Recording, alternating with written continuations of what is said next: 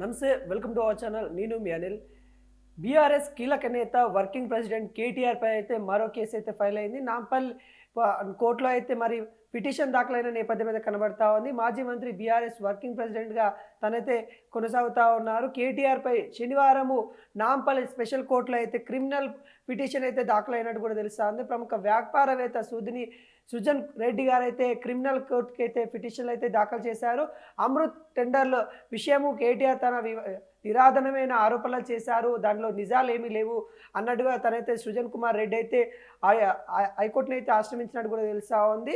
ప్రజలను తప్పుదోవ పట్టించేలా కేటీఆర్ ఆరోపణలు చేస్తూ ఉన్నారని ఆయన తన పిటిషన్లో పేర్కొన్నారు. కేటీఆర్ ఆరోపణలు చేస్తున్న శోధన్ కన్స్ట్రక్షన్ 2011లో ప్రారంభమైంది. ఆ కంపెనీ ఎండీగా ఎవరైతే కందల దీప్తిరెడ్డి గారు వివరిస్తూ ఉన్నారు. ఆ సంస్థలో తనకు ఎలాంటి షేర్లు లేవని స్పష్టం చేశారు సుజన్ రెడ్డి గారు. శోధ కన్స్ట్రక్షన్లతో తనకు లింకులు చేస్తూ కేటీఆర్ అందరినీ తప్పుదోవ తప్పించేలా మాట్లాడాడు. అదేవిధంగా అమృత్ 2లో ప్యాకేజ్ 1 కింద ఎంఎఫ్ఆర్ శోధ ఐహెచ్పి జెయింట్ వెంచర్లో కేటీఆర్ చెప్తున్న శోధనకి 80% కాకుండా 29% వాటా ఉందని సుజన్ కుమార్ రెడ్డి తెలిపారు. అమృత్ టెండర్ పనులైతే మరి పోర్టల్ ద్వారానే ఆన్లైన్లో టెండర్లు అయితే నిర్వహించారు. పారదర్శకంగా విధానాల్లో ఈ టెండర్లు కేటాయింపు జరిగిందని కేటీఆర్ ఆరోపించారు. ఆ ఆరోపణలో నిజాలు లేవని కూడా తనైతే కేటీఆర్ పైన అయితే అమృత్ టెండర్లకు సంబంధించిన ఇష్యూ మీద అయితే ప్రముఖ వ్యాపారవేత్త సుజన్ రెడ్డి గారు అయితే మరి పిటిషన్ అయితే నాంపల్ కోర్టులో అయితే వేయడం అయితే జరిగింది.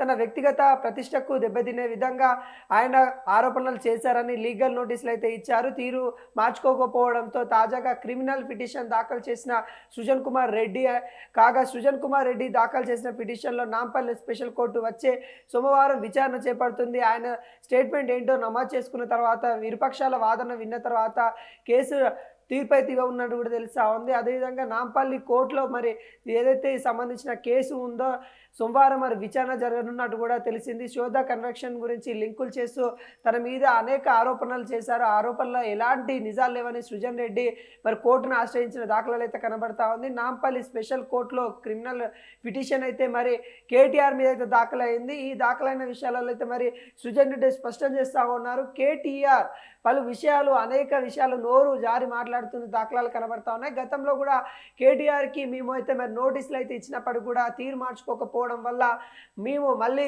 కోర్టును ఆశ్రయించాల్సిన పరిస్థితి వచ్చింది. కేటీఆర్కి పదే మేము చెప్తూనే ఉన్నాము, మా మీద మీరు చేసే ఆరోపణలు ఏవైతే ఉన్నాయో అవి నిజం కాదని ఆరోపణలు మాత్రమే అని తను చెప్పుకుంటూ వచ్చినప్పుడు కూడా కేటీఆర్ పలుమార్లు తన ఏదైతే పరువుకు సంబంధించిన మాటలు మాట్లాడుతూ విధానంలో తనైతే పరువు నష్ట దావా కింద అయితే కేసు వేసినట్టు కూడా కనబడతా ఉంది. అదేవిధంగా క్రిమినల్ కోర్టు అంటే చీటింగ్ చేశాడు ఏదైతే ఈ అమృత టెండర్లకు సంబంధించిన దాంట్లో మరి కేటీఆర్ అప్పుడు మంత్రిగా ఉండే వ్యక్తి కాబట్టి బీఆర్ఎస్లో కీలక నేత ఉన్నారు కాబట్టి అతను చీటింగ్ చేశారు, ఇటు ప్రజలను కూడా మోసం చేశారు, తన వ్యాఖ్య ద్వారా ప్రజలను మోసం చేస్తూ ఉన్నాడు. ఈ అమృత టెండర్కి సంబంధించి వ్యవహారాలలో మరి మీరు జోక్యం చేసుకోండి కోర్టు అని కూడా వ్యాపారవేత్త సుజన్ రెడ్డి గారు అయితే చెప్పడం అయితే జరిగింది. దీనికి సంబంధించిన అమృత్ టెండర్ విషయంలో కేటీఆర్ని నిరాధమైన ఆరోపణలు చేయడం వెనుక గల కారణాలు ఏంటి, ప్రజలను ఈ విధంగా తప్పుదోవ ఎందుకు పట్టిస్తూ ఉన్నారనే నేపథ్యంలో సుజన్ కుమార్ రెడ్డి అయితే తను కోర్టును ఆశ్రయించిన దాఖలాలు అయితే కనబడతా ఉన్నాయి. నాంపల్లి కోర్టులో అయితే మరి ఈ విచారణ అయితే సోమవారం అయితే జరగనున్నట్టు కూడా మనకైతే తెలుస్తూ ఉంది. కేటీఆర్ పైన అయితే మరి స్పెషల్ కోర్టులో అయితే మరి దాఖలైన ఈ ఏదైతే క్రిమినల్ సంబంధించిన పిటిషన్ ఉందో ఈ పిటిషన్లు మరి సోమవారం దర్యాప్తు తర్వాత మరి ఎటువంటి తీర్పు ఇవ్వనున్నట్టు కూడా మనకైతే తెలబడతా ఉంది. ఈ క్రిమినల్ ఏంటంటే తను అమృత్ టెండర్ సంబంధించి